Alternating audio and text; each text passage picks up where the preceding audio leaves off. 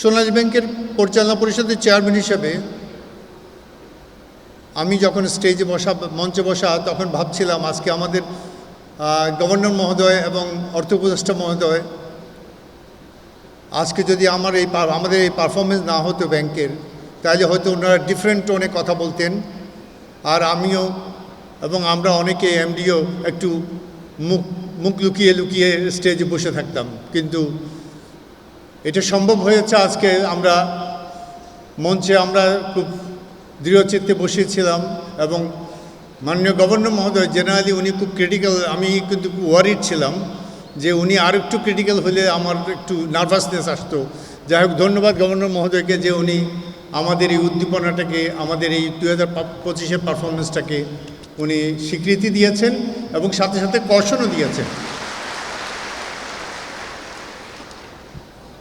Governor মহোদয় বলছিলেন আমাদের capital shortfall and provision shortfall, in fact capital আমাদের 83 crore প্লাস আছে, অলরেডি হয়ে গেছে, এবং প্রভিশন শর্টফল নীল। সো নেক্সট ইয়ারে আমরা যাই করব তাই লাভ বলতে গেলে। আর বাংলাদেশ ব্যাংক যদি প্রভিশনের স্ট্রিনজেন্ট প্রভিশনটাকে যদি আরেকটু রিল্যাক্স করে তাহলে আরও লাভ করব। বাংলাদেশ ব্যাংক করবে না হয়তো বা এটা। এখন এই বছরই আমাদের অপারেটিং প্রফিট হয়েছে 8,000। তবে সরকারি প্রতিষ্ঠান সুগার অ্যান্ড ফুড ইন্ডাস্ট্রিজ কর্পোরেশনের আমাদের যে লেন্ডিং আছে লং ওভার ডিউ, তার জন্য যে প্রভিশনটা যদি আমি রাখতে না হতো, আমাদের অর্থ সচিব মহোদয় যদি তাড়াতাড়ি আমাদের স্পেশাল বন্ডগুলো দিয়ে দিতেন, তাহলে আমাদের অপারেটিং প্রফিট আরও 4,000 কোটি টাকা, 3,000 কোটি টাকা বাড়ত। এটা আমাদেরই টাকা, সোনালী ব্যাংক পিএলসির টাকা।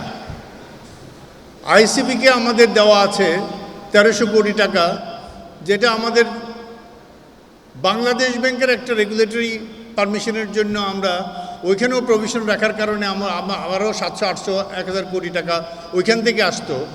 তাইলে 2026 না, 2025-এ আমাদের কিন্তু 11,000 কোটি টাকার মতো অপারেটিং প্রফিট হতো।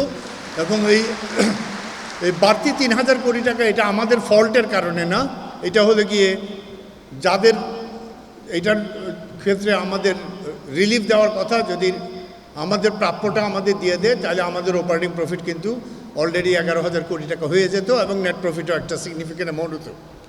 পার্সোনালি স্পিকিং, ইভেন কালচার দেখেছি আমি যে লোনের অ্যাপ্লিকেশন আসে চেয়ারম্যানকে অ্যাড্রেস করে। আমি আমার পিএসকে বলেছি এটা আমি ইনিশিয়ালও দিব না, চেয়ারম্যানকে অ্যাড্রেস করে লোনের অ্যাপ্লিকেশন তো হতে পারে না। লোনের অ্যাপ্লিকেশন হবে এমডিকে অ্যাড্রেস করে। এমডি যতক্ষণ পর্যন্ত বোর্ডে না আনবে ততক্ষণ পর্যন্ত এটা বোর্ডের জুরিসডিকশনে বিষয় না। এইরকম একটা সেপারেশন করার চেষ্টা করেছি। তবে আমি গভর্নর মহোদয়কে একটু নজরে আনতে চাই, কিন্তু এই যে সেপারেশনটা বাংলাদেশ ব্যাংকের কোনো সার্কুলার, এই সেপারেশনটাকে অনেক সময় ওনারা করে ফেলে, মিক্স আপ করে ফেলে। যেমন কোনো সার্কুলারে দেখি 25 লাখ টাকার উপরে হলে বোর্ডের অনুমোদন নিতে হবে। তাহলে বোর্ড পলিসি বোর্ড হিসেবে যাওয়ার এই সেপারেশনটাকে আমার মনে হয় আমাদের রেগুলেটর লেভেলেও এটার অ্যাপ্রিসিয়েশন থাকতে হবে। এটা আমার মনে হয় মাননীয় গভর্নর মহোদয় আমি দৃষ্টি আকর্ষণ করছি এই সেপারেশনটা যাতে হয়। আর গভর্নমেন্টের কাছে আমার অনুরোধ যে পিএলসি যখন হয়েছে সরকারের কাছে সরকারের ওনারশিপ থাকবে, কিন্তু পিএলসি যখন হয়েছে আমি ফার্দার বেশি কথা বলবো না। পিএলসির কর্পোরেট গভর্নেন্সের যেই ফিচার থাকা উচিত ওই ফিচারটা যতটুকু পারেন ততটুকু দেওয়ার চেষ্টা করেন। বোর্ডকে লায়াবল করেন, আপনারা বোর্ডকে ফায়ার করেন যদি বোর্ড পারফর্ম না করে, আর বোর্ডকে রাইট দেন এমডিকে হায়ার অ্যান্ড ফায়ার করার জন্য। এমডিকে বোর্ড হায়ার করবে, ফায়ারও করবে, তাকে পারফরমেন্স টার্গেট দেওয়া হবে, তাকে হায়ার করবে বোর্ড। এরকম একটা এনভায়রনমেন্ট আমি জানি না এটা সম্ভব হবে কিনা। সামটাইমস ড্রিমস মে কাম ট্রু।